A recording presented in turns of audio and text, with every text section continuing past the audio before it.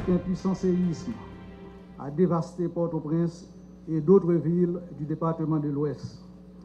6 ans depuis que le pays a perdu une bonne partie de son patrimoine architectural, dont le palais des ministères, où siégeaient, outre le ministère des Travaux publics, 4 autres ministères. Haïti a certainement vécu la plus grande catastrophe naturelle de son histoire, non seulement en termes de pertes en vies humaines, mais aussi en termes de destruction d'infrastructures, écoles, hôpitaux, centres commerciaux et industriels, bâtiments administratifs, etc. Au lendemain de ce désastre, l'État haïtien s'était retrouvé partagé entre l'obligation de gérer les conséquences immédiates de cette catastrophe et les exigences futures de reconstruction.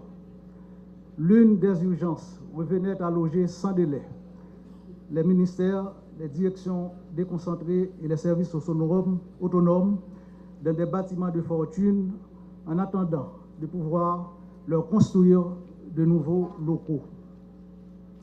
Alors que divers pays ont offert de prendre en charge certains travaux de reconstruction, l'Union européenne, sur demande du gouvernement d'alors, a accepté de financer des locaux neufs à plusieurs institutions de l'État, dont le ministère des Travaux publics, Transports et Communications.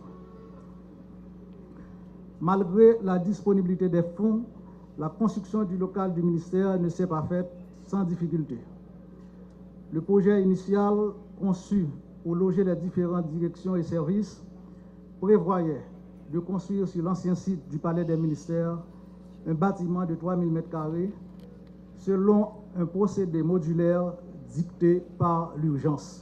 Cet édifice que nous allons inaugurer constitue non seulement une réalisation concrète et majeure de la coopération entre l'Union européenne et Haïti dans le domaine des infrastructures, mais c'est aussi et en même temps, je dirais, un symbole extrêmement fort.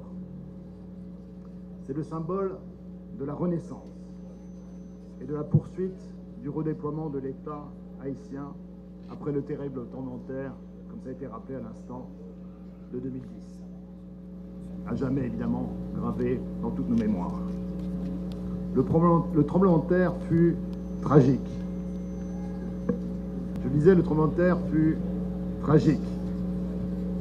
Il allait susciter une mobilisation sans précédent de la part de l'Union européenne, de la part de ses citoyens, comme partout à travers le monde, pour répondre aux besoins de la population et permettre aussi à l'État de se remettre sur pied et d'assurer au mieux ses fonctions régaliennes. Permettez-moi ici juste de rappeler 2 de ces programmes qui sont mis en œuvre immédiatement après le séisme. Il s'agissait du programme de réhabilitation et de relance post-crise qui nous a permis d'aider à gérer la première phase après séisme en contribuant à rétablir les structures administratives essentielles de l'État, en renforçant la gouvernance et surtout en améliorant l'accès des populations aux services de base. Le second est notre programme d'appui à la reconstruction et à l'aménagement des quartiers, que nous menons d'ailleurs avec l'Agence française de développement, et qui a permis de fournir aux habitants des quartiers les plus vulnérables non seulement un logement décent, mais également un environnement adéquat, avec un accès aux services publics de base, l'eau, l'électricité, l'assainissement et les routes, bien sûr, ceci à travers une meilleure planification et une meilleure appropriation de l'espace urbain. Le ministère des Travaux publics va prendre aujourd'hui possession de nouveaux locaux flambant neufs, construits selon les normes et les standards antisismiques, paracycloniques et selon les technologies en matière d'efficience énergétique. Je me félicite de la construction de cette belle œuvre architecturale qui garantit un environnement de travail propice, mieux adapté et du même coup, devant permettre une meilleure efficacité des cadres et employés du dit ministère.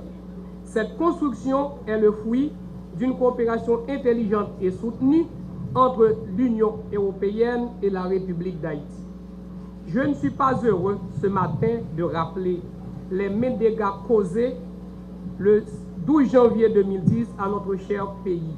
Nous avons de manière impuissante assisté à la perte de vies humaines, d'importantes pertes matérielles, notamment plusieurs ministères et sièges de l'administration publique effondrés, et entre autres, le palais des ministères qui abritait l'ancien ministère des Travaux publics qui va s'installer aujourd'hui dans ce coquet bâtiment. Cette désastreuse situation n'a pas laissé l'Union européenne insensible.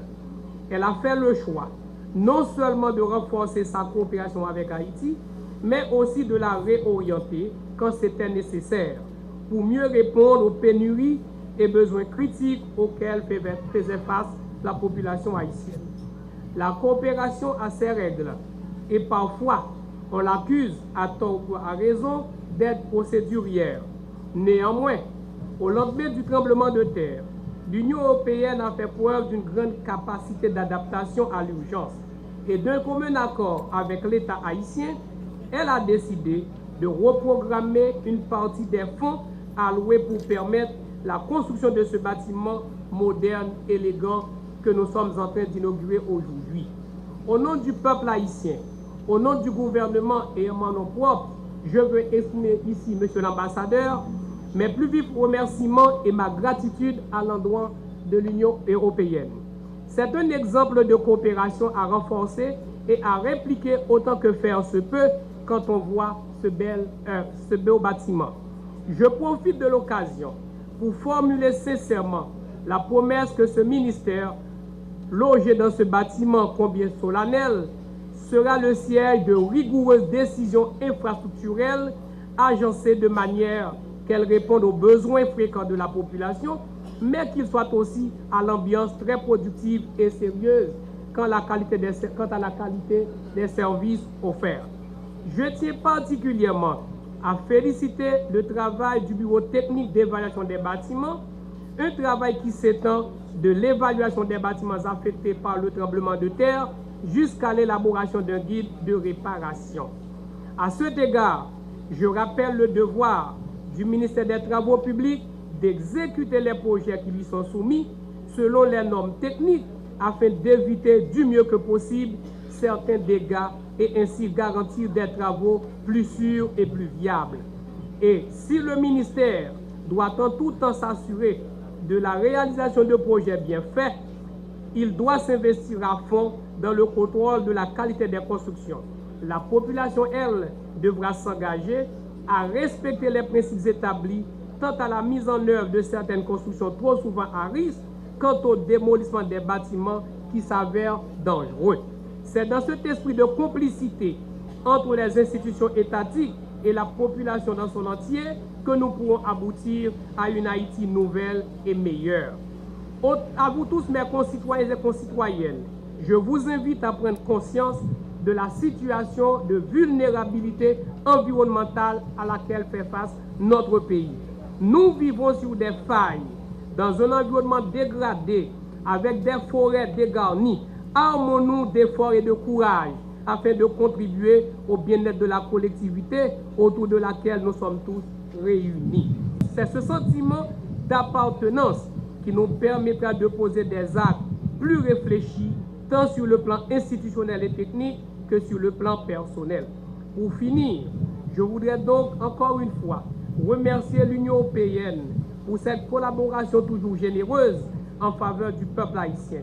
Nous sommes en pleine semaine de l'Europe et j'aurai l'occasion de présenter mes cordiaux et amicaux souhaits à vous, Monsieur l'ambassadeur, et à tous les membres de la délégation de l'Union européenne ici en Haïti, représentant en Haïti, mais déjà, je profite de cette occasion pour souhaiter à toute l'Europe bonne fête et à la grande famille européenne bonne fête.